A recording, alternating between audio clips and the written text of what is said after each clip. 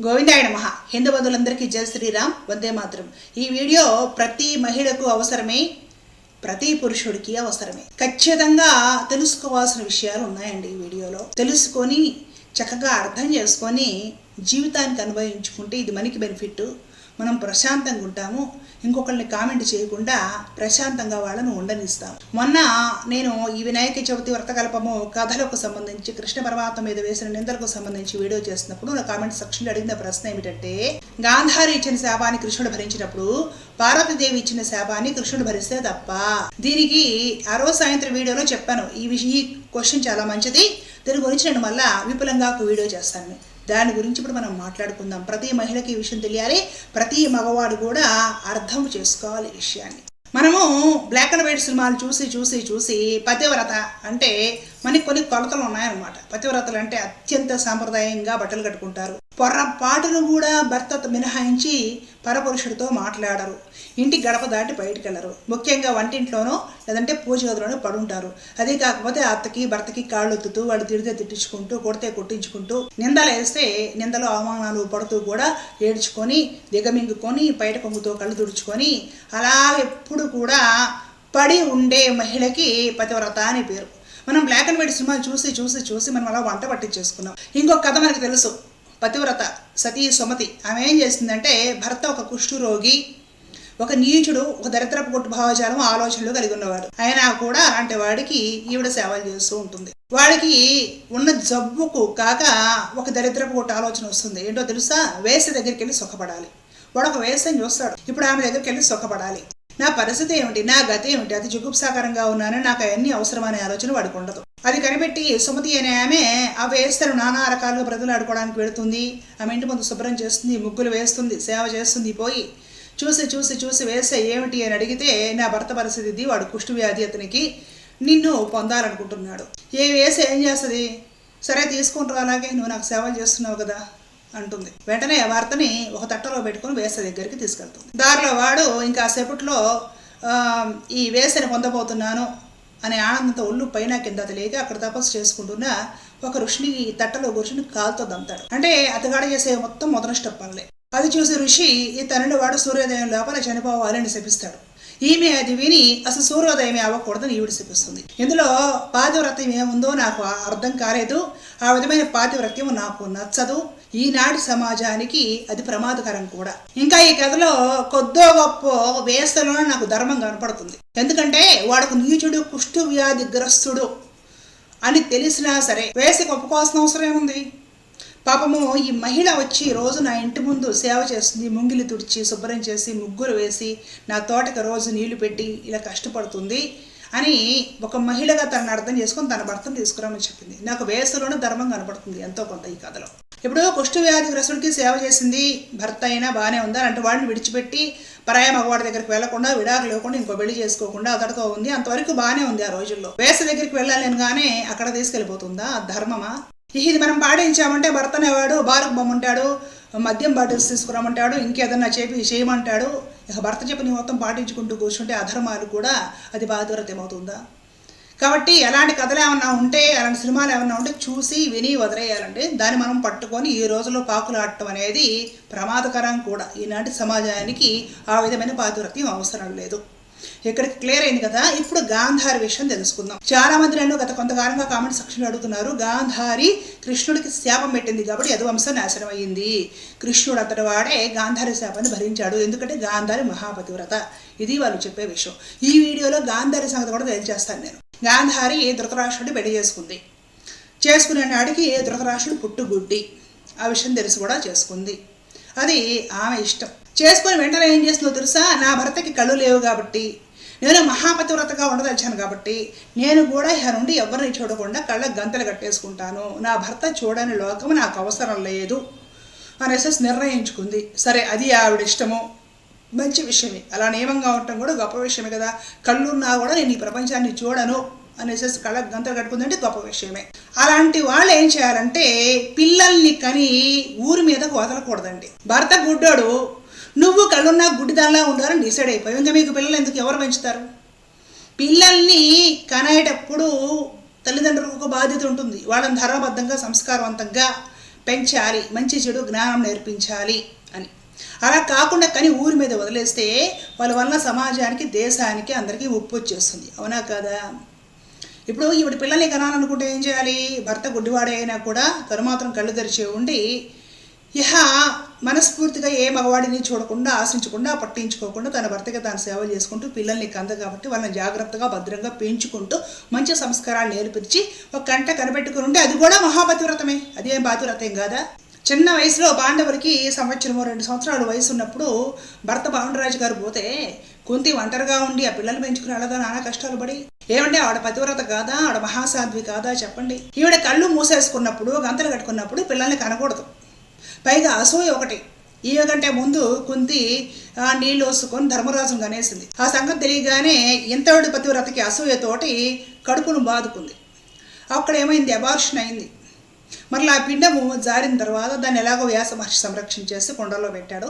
100 మంది పిల్లలు ఏదో కోడి పిల్లలు కొట్టుకుంటూ పుట్టుకొచ్చేశారు. ఇప్పుడు ఆ 100 మందిని ఎవరు పెంచాలండి? పెంచి సమాజం మీదకు వదిలేశారు. కనేసి పెంచకుండా, వాళ్ళకు సంస్కారం నేర్పకుండా, ఏ కొడుకు ఏం చేస్తున్నాడు, ఎవడ స్వభావం ఏంటి, ఎవడు ఎలా ఎదుగుతున్నాడు, ఇవేం పట్టించుకోకుండా ఈవిడ కళ్ళకు గంతలు కట్టుకొని తాను పతివ్రత అనిపించుకోవడం కోసం కూర్చుంది. ఆ దుర్యోధనుడు, కౌరవులు, దుశ్శాసనుడు వాళ్ళు ఇష్టం వచ్చినట్టు గాలి లక్షణాలన్నీ నేర్చుకొని అందరికీ ఆపదలు తీసుకొచ్చారండి. వాళ్ళకి చెడ్డల వాట్లు ఉండటం వల్లే కదా ఈ జోదమాటి పాండవులు వంచి వాళ్ళని కష్టాలు పాలు చేసి వీళ్ళు రాజ్యం లాక్కొని మహాభారత సంగ్రామం జరగడానికి అసలు కారణం ఏమిటి? దుర్యోధనుడు నీచ గుణము, దుర్మార్గం. అవునా? వాడు అలా నీచుడిగా తయారయ్యాడు అంటే ఆడి తల్లి పెంచలేదు, తండ్రి పెంచలేదు. అతగాడేమో పుట్టిగుడ్డి, ఈవిడికి కళ్ళున్నా నాకు అక్కర్లేదని గంతలు కట్టు కూర్చుంది. పిల్లలు మాత్రం 100 మందిని కనేశారు, వీధిలోకి వదిలేశారు. వాళ్ళ ఇష్టారాజ్యంగా సాగింది. వీళ్ళ వల్ల లోకం అంతా బాధలు పడింది. ఆ బాధలు పెరిగి పెరిగి పెద్దయి యుద్ధం దాకా పరిణమించింది. ఇప్పుడు ఎవరికి తప్పు? గాంధారికి ఈ పాతివ్రత్యం ఉంటే ఆవిడొక్కడే పోయి స్వర్గానికి సుఖపడింది. కానీ ఈవిడ ఈ పాతివ్రత్యం వెలగబెట్టడానికి కళ్ళకు గొడ్డలు కట్టుకొని కొడుకుల్ని వీధిలోకి వదిలేస్తే వీళ్ళు చేసిన దరిద్ర పొట్టు పనుల వల్ల లోకం మొత్తం బాధపడింది. ఒక మహాభారత సంగ్రామానికి దారి తీసింది. అమాయకులు కోట్లాది మంది బలైపోయారు. అలాంటి పాతివ్రతలు అవసరమా? అప్పటికీ కూడా భీష్మాచార్యులు వారు చెప్పారు, ద్రోణాచార్యులు వారు చెప్పారు, విదురుడు చెప్పాడు, కృష్ణ పరమాత్మ ఎన్నోసార్లు రాయబారానికి కూడా వచ్చి వద్రా వద్రా వద్రా అని చెప్తే కూడా వీళ్ళు వినలేదు. ఈ గాంధార్ లాస్ట్ ఏముంటుంది? ఇంతమంది చనిపోవడానికి నువ్వు కారణమయ్యావు, 100 మంది నా కొడుకులు చచ్చిపోవడానికి నువ్వు కారణమయ్యావు, కాబట్టి నీ వంశం కూడా పోతుంది. ఎప్పుడు కారణమయ్యాడండి పరమాత్మ?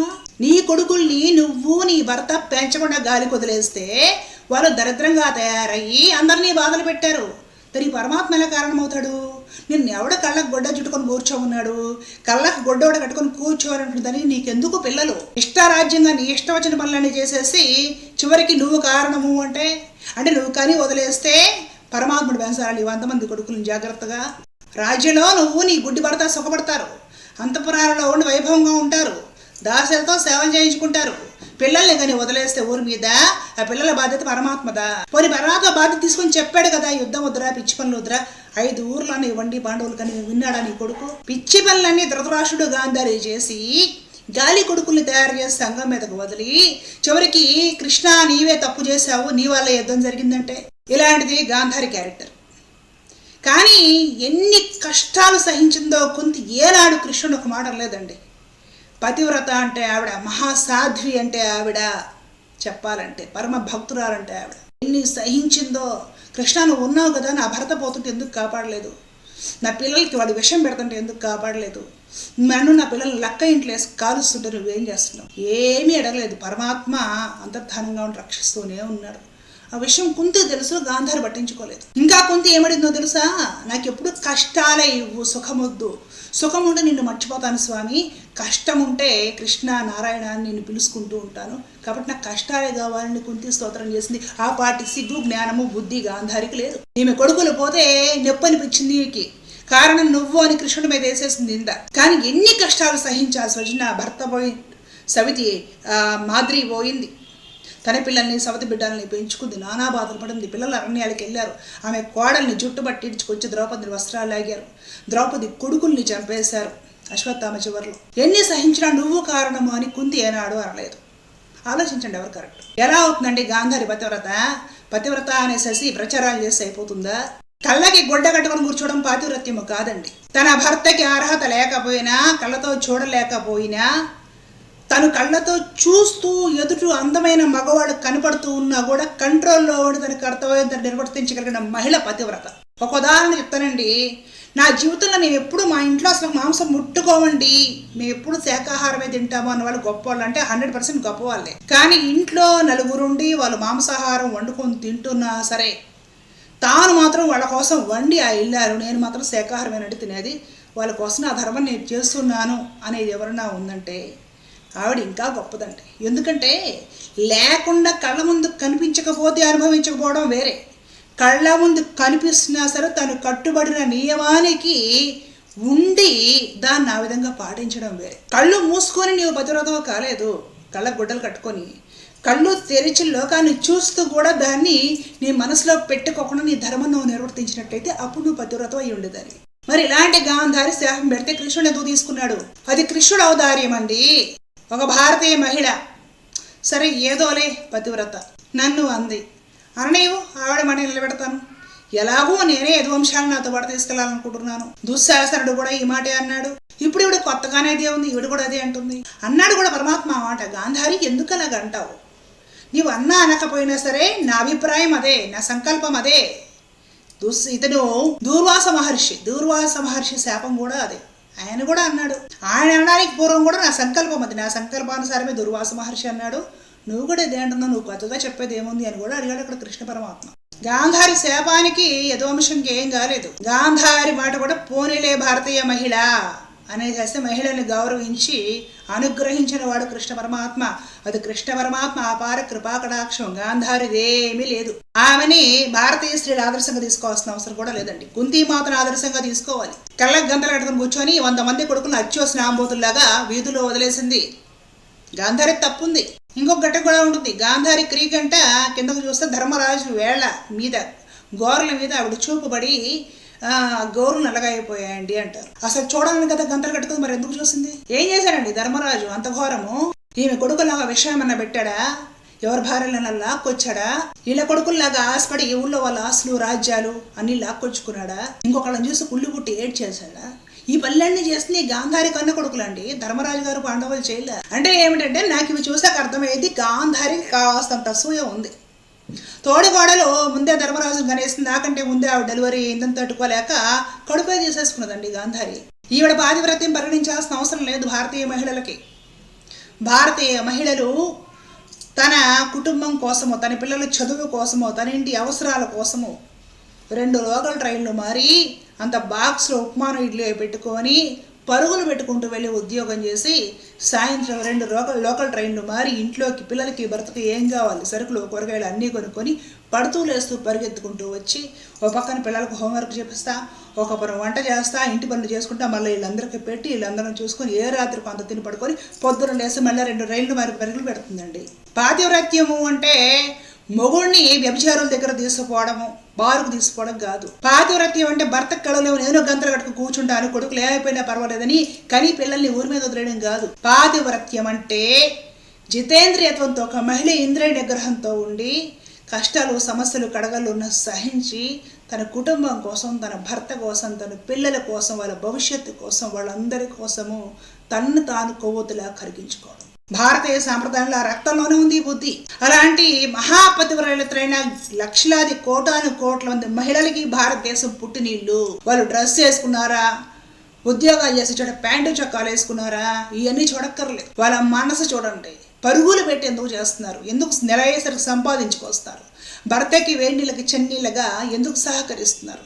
ఆ పిల్లల కోసం కాదా, ఇంటి కోసం కాదా? పాతివ్రత్యం అంటే అది. భర్త కాళ్ళు కడిగి ఆ నీళ్లు తన మీద చల్లుకోవడము, తంతే తన్నించుకోవడము, తిడితే తిట్టించుకోవడము, లాగి పీకితే పొయ్యి అవతల పట్టము. బ్లాక్ అండ్ వైట్ సినిమాలో రోజుల పాతివ్రత్యాలు ఈ రోజుల్లో అవసరం లేదు, అది ప్రమాదం కూడా. కాబట్టి కృష్ణ పరమాత్మ గాంధారిని ఒక భారతీయ మహిళగా గౌరవించి వదిలేశాడు. అంతకు మించి గాంధారి గొప్పదానం ఏమీ లేదు. భారతం చెందిన వాళ్ళందరికీ గాంధారి ధృతరాష్ట్రుడు డమ్మీలు. అక్కడ వాళ్ళ గొప్పతనాలు ఏమీ లేవు. పిల్లల్ని కూడా కనీసం పెంచడం జాతకాల వాళ్ళకి. భారతంలో విషయాలన్నీ కూడా ఈనాటి సమాజానికి అవసరం అండి. చక్కగా మనం విశ్లేషించుకోవాలి, తెలుసుకోవాలి. ఈ కాలపు పరిస్థితులకి, సమాజానికి, మన జీవితానికి అన్వయించుకోవాలి, ఆ విధంగా నడుచుకోవాలి. అందుకనికి భారతము, రామాయణము బ్రహ్మాండంగా మనకు వస్తాయి. ఇలాంటి మంచి విషయాల గురించి ఇంకా వీడియోస్ చేసుకుందాము. అలాగే వీడియో గురించి మీ అమూల్యమైన అభిప్రాయాలు కామెంట్ సెక్షన్లో తెలియజేయగలరు. లోకా సమస్త సుఖభవంతు. జై శ్రీరామ్, జై భారత్, జై హింద్. కృష్ణ అర్పణం.